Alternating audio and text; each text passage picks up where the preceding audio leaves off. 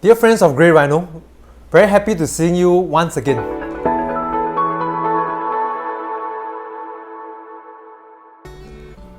Today we'll be discussing the last factor of the macroeconomic factors, being inflation. We previously talked about economic growth, liquidity and interest rates. Why did I choose to leave inflation to the last? Because I think this is going to be the most important factor for this year.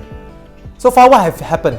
Okay, like what I've shared, well, I think inflation is going to be picking up later on in this year as the economy picks up. And hence, this will lead to rising interest rates.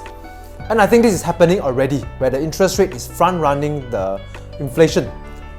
As we've seen, the lowest point of the 10-year treasuries was at about 0.5% back in August 2020. And coming into the start of this year, it was at 0.9. And now it's at 1.6. Well, 1.6 may look like a low number, but when you see where it came from, 0.5 or 0.9, in fact, it has risen a lot.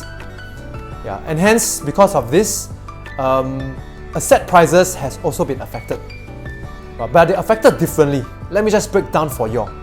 For structural growth companies, in fact, they are hit the most. Because I shared before, this group of companies tend to be most affected by rising interest rates. Okay, so the Nasdaq, I use it to represent this group of company, has declined by about 11% since the middle of February till now. Of course, that's at the index level.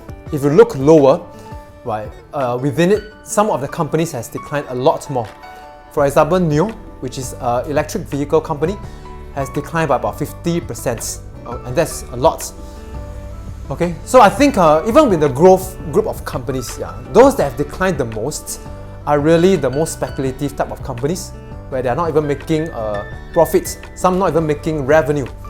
So those have taken the greatest hits in this year.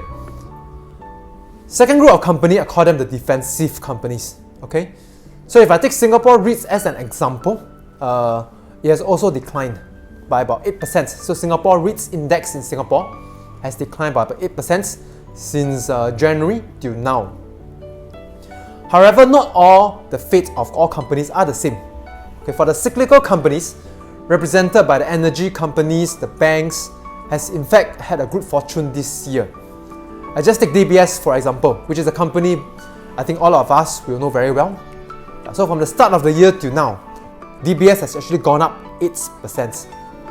Because cyclical growth companies, which are very economically sensitive, tend to benefit as the economy are growing.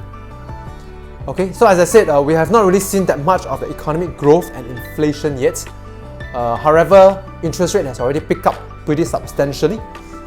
And I think what the market is expecting, which is higher growth and higher inflation, is likely to happen as we proceed into the year. Why? Because as I said previously, I think there will be an imbalance somewhere down the road, where demand will pick up with successful vaccination and further escalated by the 1.9 trillion fiscal stimulus that just been passed in US. So all this will lead to an increase in demand. However, with the lockdown, supply can't increase as flexibly, so it may take time to catch up. So in the meantime, with the imbalance, I think inflation is going to creep up. Maybe towards higher than the 2%, which the Fed kind of expected. It's probably going to go up in the north of that, maybe 3+%. Okay, so I think that will happen later in the year. And interest rate is already front running that. So the question now is, with this, what's going to happen? Does it mean stocks will do badly? I think in the long term, interest rate is not the only factor. So if higher inflation will come higher interest rates, but there's always the other factor at play, which is economic growth, which will tend to drive up corporate profits. So I say it's a balance between the two. If growth is much faster than interest rate increase, in fact that's still positive for the stock market. However, if interest rate were to rise faster than economic growth, like what we are seeing, where interest rate is front-running growth, then it's going to be temporary bad for the stock market. So what do I see into this year? as I shared previously, I think this increase in inflation, growth and inflation is likely to be a blip rather than a trend. Okay, what does it mean? It means inflation will pick up, and then after that it will probably go down to what we've seen in the last 10 years. And what supports my view of that? I share two things. Firstly is demand side. Because all the wealthy nations are actually having low fertility. And with low fertility comes declining population. With declining populations comes declining consumption. And when consumption is declining, it is very hard to have a sustained growth and hence inflation. So that's one factor. The second factor, which is largely to do with productivity, because with technological advancements, it tends to lower cost of production. And hence, as the cost of production gets reduced, it tends to be deflationary, which is like what we've seen in the past 10 years or so. Okay, so I think that will be likely the structural trend with a generally low inflation rate. And hence, what comes the investment opportunity then in this year? Well, I think there will be bouts of corrections of volatility in the stock market in this year. Okay, especially in the growth sectors and maybe the defensive sectors.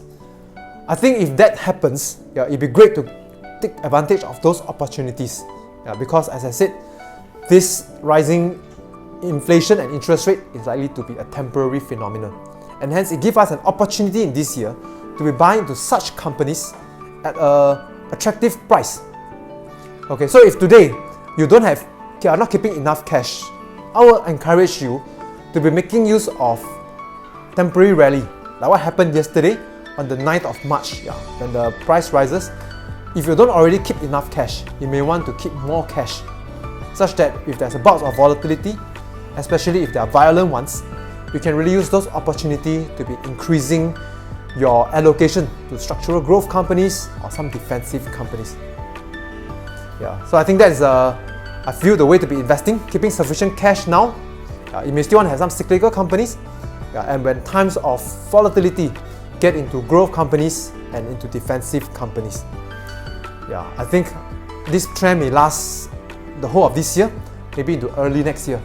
And I think after that, it might be less of an issue. Okay, so while this opportunity lasts, I hope like how rhinoceros are rare, you can also grab such rare opportunities to be helping you to build your wealth. And I'm sure my friend here will be wanting to bless you with a time of great prosperity in the year of 2021.